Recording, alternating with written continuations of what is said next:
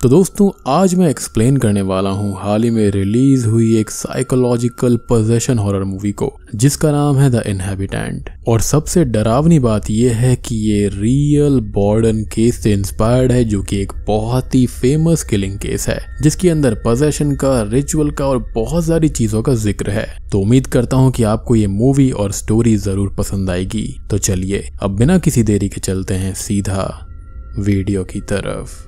Story की starting में हमें एक सुनसान सी जगह पर वाइट गाउन पहने हुई एक औरत अपनी एक्स यानी कि कुल्हाड़ी को शार्प करते हुए दिखाई जाती है, जो कि थोड़ी देर के बाद में कहीं चली जाती है। अब हम देखते हैं कि सुबह के 5 बज रहे थे और जीना नाम की एक लेडी घर से बाहर रनिंग के लिए जा रही थी। वो पहले अपने हस्बैंड को चेक करती है कि वो सोया हुआ है या फिर नहीं। फिर वो टेबल पर रखे हुए फ्लावर्स को लेकर बाहर चली जाती है और बाहर उन फ्लावर्स को गुस्से में चकनाचूर करके रनिंग करने लगती है। और यहाँ पर हम ये समझ पाते हैं कि जरूर उसके हस्बैंड ने कुछ ना कुछ गलती करी होगी और माफी मांगने के लिए वो फ्लावर्स लाया होगा। लेकिन जीना अभी भी उसकी इस मिस्टेक पर काफी गुस्सा होगी, इसलिए उसने फ्लावर्स को फेंक दिया। जीना रनिंग कर रही होती है कि उसे वही व्हाइट गाउन वाली लेडी एक्स लिए हुए दिखाई देती है, जो कि स्टार्टिंग में दिखाई गई थी, जो कि अचानक से उसके सामने आकर उसका काम तमाम कर देती है। अब तभी हमको एक लड़की तारा से इंट्रोड्यूस करवाया जाता है, जो कि हॉकी खेल रही थी। खैर अगले सीन में तारा अपनी फ्रेंड सुजैन के साथ बस में होती है और हमको पता चलता है कि हॉकी के दौरान उसे कैरन नाम की एक लड़की ने मार दिया था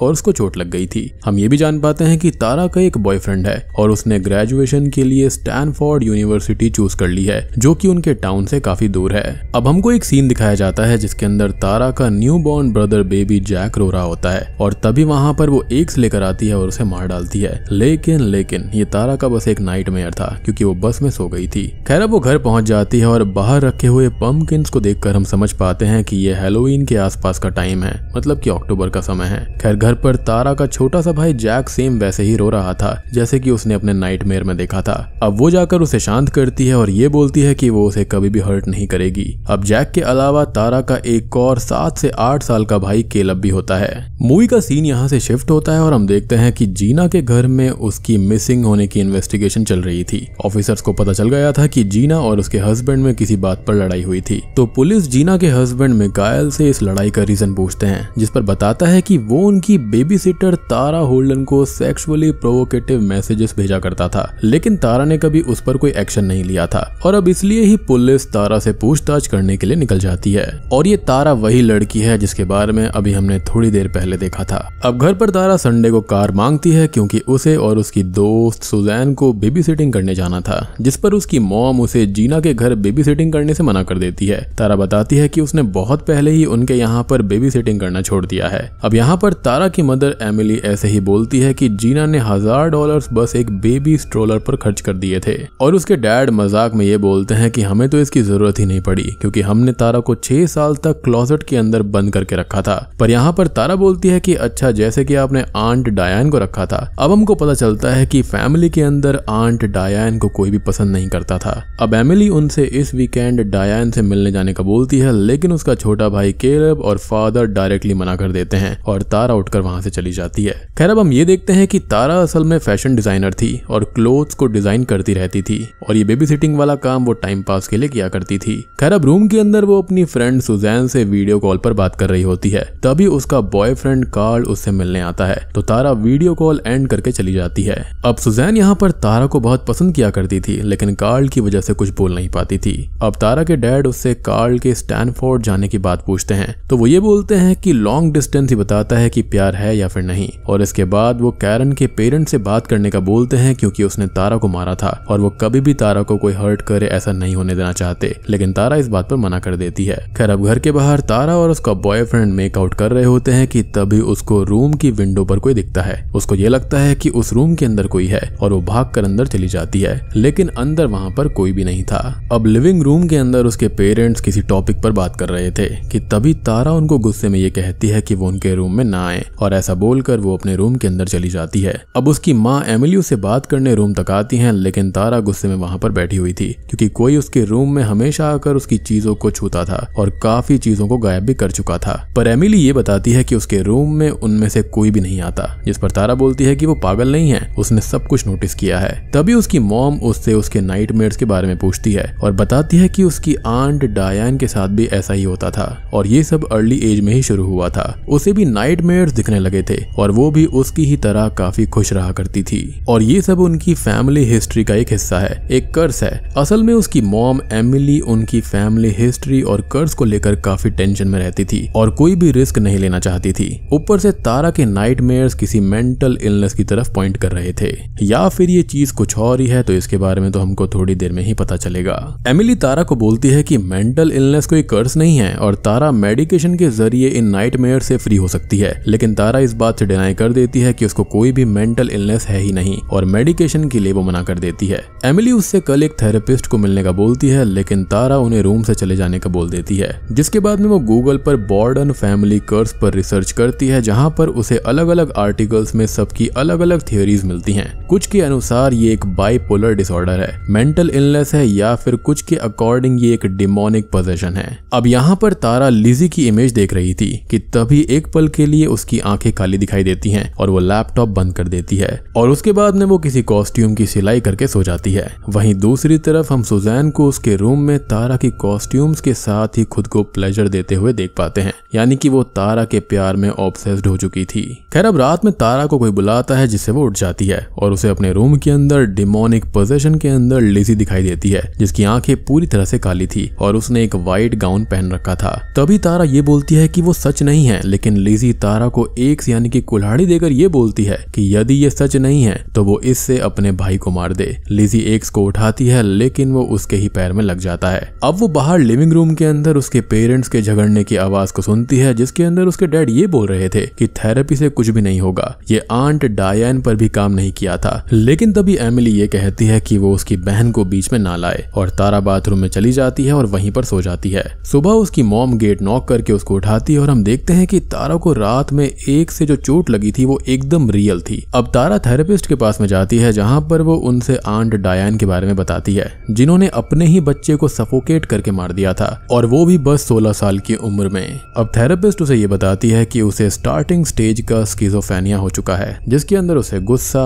मल्टीपल पर्सनालिटी डिसऑर्डर और कुछ दिखने जैसी चीज हो सकती हैं, लेकिन वो ड्रग्स और थेरेपी से ठीक हो जाएगी। पर तारा उसको इग्नोर करके ये बोलकर चली जाती है कि वो अपनी फैमिली को कभी हर्ट नहीं करेगी। जाते टाइम उसे फिर से लिजी की वॉइस सुनाई देती है, जो कि उससे बोल रही थी कि उसकी आंट डरी हुई नहीं थी। तभी वहां पर 2 ऑफिसर्स उससे पूछताछ करने के लिए आ जाते हैं। वो उनको बताती है कि वो एट्सी पर अपने क्लोथ्स बेचती है, जिनमें से एक मिकाइल ने खरीदा था। वो तारा से उसके लिए मॉडलिंग करने का बोल रहा था, पर उसके बाद वो उसे गंदे मैसेजेस और इमेजेस भेजने लगा। वो बताती है कि और ये बात जीना को भी पता थी। वो बोलती है कि जीना के अलावा ये बात बस उसकी मॉम को पता है और उन्हें इमेजेस के बारे में नहीं पता, और यही रीजन है कि उन्होंने जीना के घर जाने के लिए मना कर दिया था।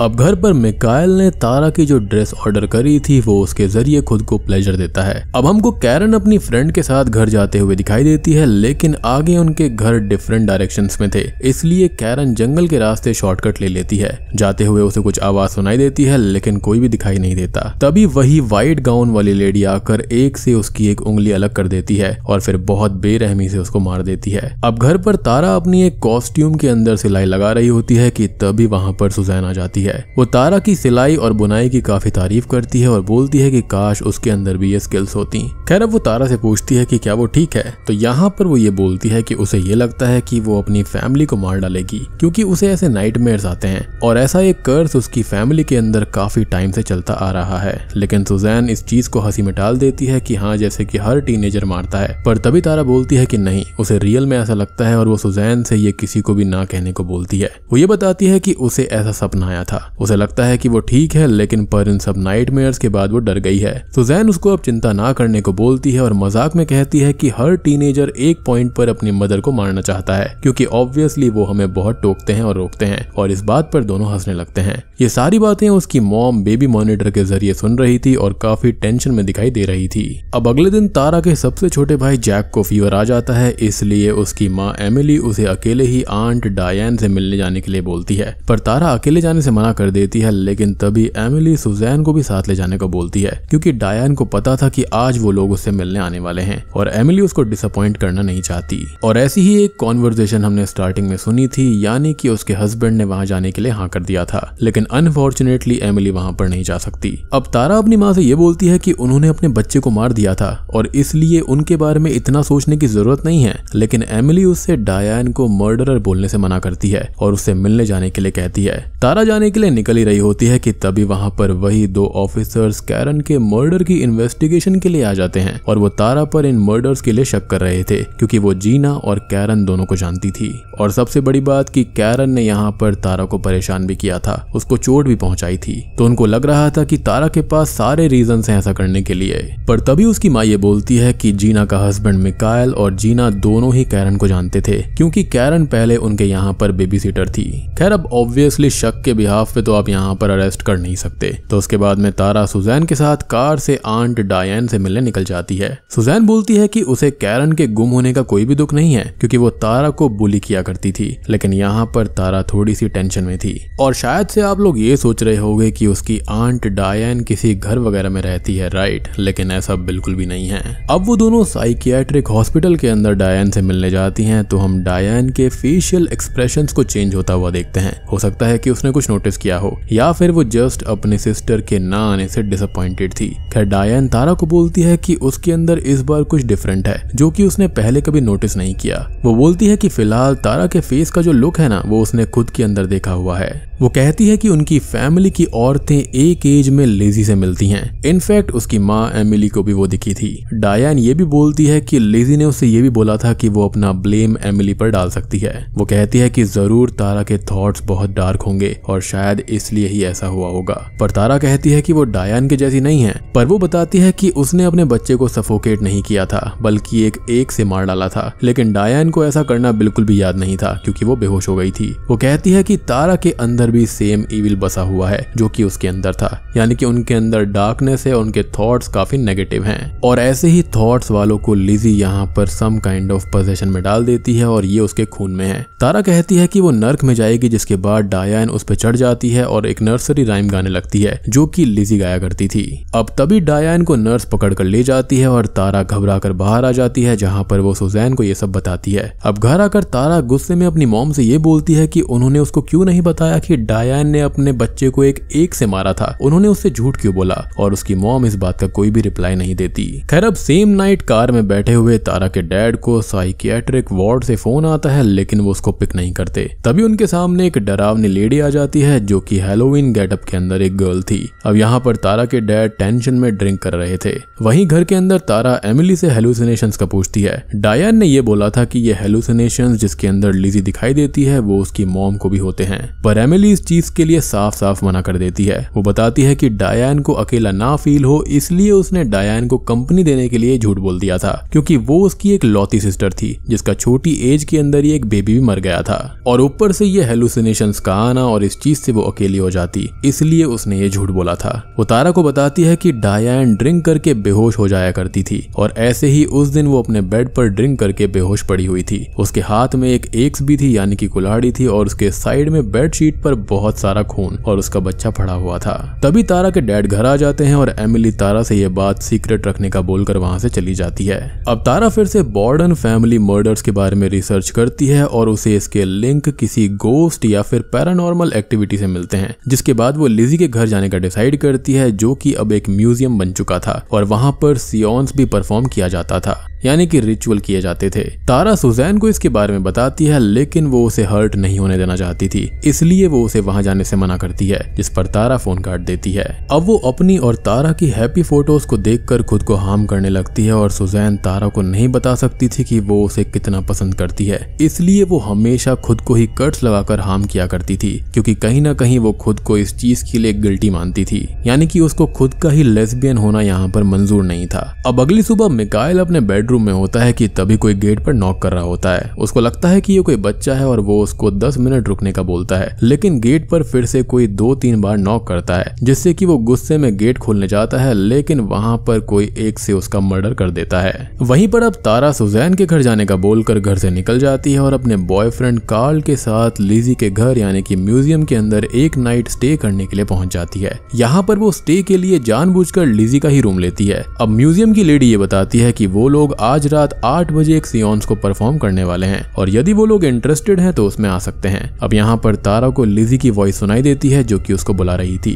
अब रात में वो लिजी के घर को एक्सप्लोर कर रही होती है और हमको पता चलता है कि तारा की तरह ही लिजी भी कॉस्ट्यूम्स डिजाइन किया करती थी। वो अब तुरंत ही सुजैन को कॉल करती है और उसे उसके घर से नीचे ट्रंक में पड़े हुए सारे ओल्ड विंटेज क्लोथ्स को या तो डस्टबिन में फेंकने का या फिर अपने घर ले जाने का बोलती है, क्योंकि वो कपड़े भी उन हेलुसिनेशंस को ट्रिगर कर रहे थे। यहाँ पर म्यूजियम की लेडी और तारा सियोन्स परफॉर्म करने जाते हैं और लिजी बॉर्डन की स्पिरिट को समन करते हैं, जिसके बाद में तारा को लिजी की वॉइस सुनाई देने लगती है और वो पजेस हो जाती है। उसे लग रहा था कि सामने बैठी हुई लेडी उसकी स्टेप मॉम है और उसकी मॉम को रिप्लेस करके उसके डैड को स्टील करना चाहती है, जिसके बाद में तारा गुस्से में एक्स उठाकर ले आती है। अब यहाँ पर तारा को लिजी की स्टेप मदर और डैड की बॉडी के विजन्स आ रहे थे। तारा एक से उस लेडी को मारने ही वाली होती है कि तभी उसे बहुत सारे विजन्स आते हैं और वो वहीं पर बेहोश हो जाती है, जिसके बाद में वो कार्ल के साथ म्यूजियम से बाहर निकल जाती है। अगली सुबह सुजैन तारा के घर सारे कपड़े लेने जाती है और एमिली उसको बताती है कि बेसमेंट में फर्नेस के पीछे सारे क्लोथ्स रखे हुए हैं। सुजैन बेसमेंट में कपड़े एक ट्रैश बैग में भर रही होती है कि तभी उसे कुछ आवाज सुनाई देती है। वो एक कपड़े पर खून लगा हुआ नोटिस करती है और जैसे ही वो कुछ और सोच पाती, कोई उस पर एक से हमला करके उसे मार डालता है और उसी ट्रंक के अंदर लॉक कर देता है।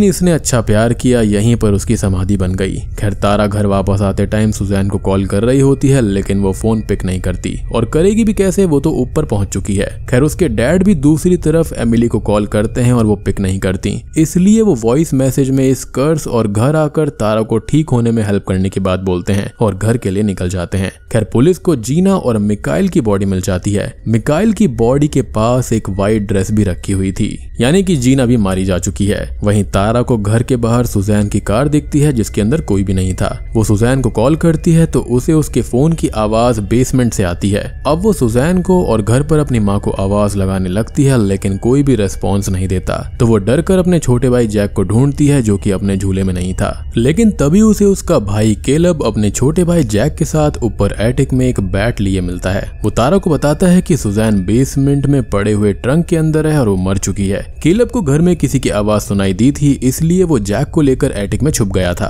तारा केलब को ऊपर ही रहने को और फोन देकर 911 पर कॉल करने का बोलकर मॉम को ढूंढने चली जाती है। केलब अपने डैड को कॉल करके सिचुएशन बता देती है और वो 911 पर कॉल करके तुरंत घर के लिए निकल पड़ते हैं। अब तारा और कार्ल घर के अंदर एक स्टिक को लेकर माँ को ढूंढ रहे थे कि तभी एक लेडी कार्ल के ऊपर एक से हमला करके भाग जाती है। तारा खून को रोकने के लिए चोट पर बेल्ट लगा देती है और वहां पर पड़ी हुई एक्स को लेकर उस लेडी को ढूंढने लगती है। अब उस घर में उसकी आंट डायन की बॉडी भी मिलती है, जिसके पास ही उसकी मॉम एक व्हाइट गाउन के अंदर खड़ी हुई थी और एक साइको की तरह बिहेव कर रही थी। वो तारा को बोलती है कि इतने सालों से वो खुद को मेडिसिन के पीछे छुपाती रही, पर आज उन्हें उनके रियल फॉर्म में बहुत अच्छा लग रहा है। जिसके बाद एमिली एक्स लेने के लिए तारा पर झपट पड़ती है और फिसल कर गिर जाती है। यानी कि जो बात यहाँ पर आंट डायन ने कही थी वो बिल्कुल सही थी। अब बेटी अपनी माँ को रियलाइज कराने की कोशिश करती है कि ये वो नहीं है, वो उसकी जैक की और केलब की माँ है, जिस पर एमिली रोने लगती है और तारा से प्यार से बात करने लगती है। वो बोलती है कि उन्हें हेल्प की जरूरत है, लेकिन तभी एमिली फिर से वायलेंट हो जाती है और कहती है कि उसे किसी की मदद की जरूरत नहीं है। वो बोलती है कि वो पहले केलब को और जैक को मारेगी। जैक हमेशा रोता ही रहता है, इसलिए वो उसे भी दूसरे वाले की तरह ही मार डालेगी। वो बोलती है कि तुम्हें क्या लगा, आंट डायन ने अपने बेबी को मारा था, वो तो कुछ भी नहीं कर सकती थी, मैंने ही उसके बच्चे को मारा था क्योंकि उसका बेबी नाजायज था, और ऐसे ही उसके फादर ने भी उसकी मॉम को धोखा दिया था, इसलिए उसने उन्हें भी मार दिया था। और ऐसे ही अब तारा भी उसके फादर के साथ उसे धोखा देकर उसका घर, उसकी प्लेस हड़पने की कोशिश कर रहे हैं, इसलिए ही वो उसको नहीं छोड़ेगी, वो सबको मार डालेगी क्योंकि ये सब यही डिजर्व करते हैं। अब यहाँ पर तारा अपने हाथ से एक छोड़ देती है और एमिली को बोलती है कि वो उसको मार दे। यहाँ एमिली को लिजी के विजन्स आते हैं और वो पजेस होकर तारा को मारने ही वाली होती है कि तभी बाहर पुलिस आ जाती है और एक ऑफिसर उसको शूट कर देती है। जिसके बाद में कार्ल और एमिली को हॉस्पिटल पहुंचा दिया जाता है, यानी कि एमिली फिलहाल बच जाती है एंड शी वाज़न्ट डेड। अब तारा के डैड भी वहां पर आ जाते हैं और उसे प्रॉमिस करते हैं कि वो एमिली को उस तक नहीं पहुंचने देंगे, यानी कि उसको नुकसान पहुंचाने नहीं देंगे। अब उस दिन के बाद से तारा घर में एमिली की पोजीशन ले लेती है और सबकी केयर करने लगती है, साथ ही जेन्युइनली मेडिसिन भी लेने लगती है ताकि उसकी वजह से कभी ऐसा कुछ ना हो। वो सुजैन की ग्रेव पर जाकर फ्लावर्स भी ऑफर करती है और यहाँ पर सबको लगता है कि सब कुछ ठीक हो गया है। लेकिन अब एक दिन तारा का भाई केलब बंद कार में ऐसे ही मस्ती करते हुए रेसिंग कर रहा होता है कि तभी कोई उसके पीछे आकर बैठा होता है और हम देखते हैं कि ये कोई और नहीं बल्कि लिजी की स्पिरिट थी और वो उससे बात भी कर रही थी। और बूम। इसी के साथ में ये मूवी यहीं पर खत्म हो जाती है। अब आई नो कि आपको मूवी थोड़ी सी कंफ्यूजिंग लग रही होगी कि यहाँ पर हुआ क्या है और लिजी है कौन। तो देखो, लिजी यहाँ पर इनकी कोई एंसेस्टर है जिसके साथ में कुछ गलत हुआ था और ये चीज जो है वो रियल स्टोरी से इंस्पायर्ड होकर बनाई गई है। लिजी नाम की लड़की रियल में थी जिसने कि अपने पिता का और अपनी स्टेप मदर का खून कर दिया था। और सबसे बड़ी बात कि एक बहुत ही मिस्टीरियस केस था और इसके अंदर कोई भी कातिल सामने नहीं आया। तो इस मूवी के अंदर इसी केस को बेस बनाकर कहानी को आगे बढ़ाया गया है और साथ ही साथ यहाँ पर पोजेशन और मेंटल इलनेस का तड़का लगाया गया है। तो लिजी को इस मूवी के अंदर इन सब का एंसेस्टर बताया गया है और उसकी स्पिरिट आती है और यहाँ पर लेडीज को पजेस करके सबको मरवा देती है। तो मूवी के अकॉर्डिंग एमिली बहुत स्टार्टिंग से ही लिजी की आत्मा के द्वारा पजेस हो रखी थी या फिर वो मेंटल इलनेस का शिकार थी।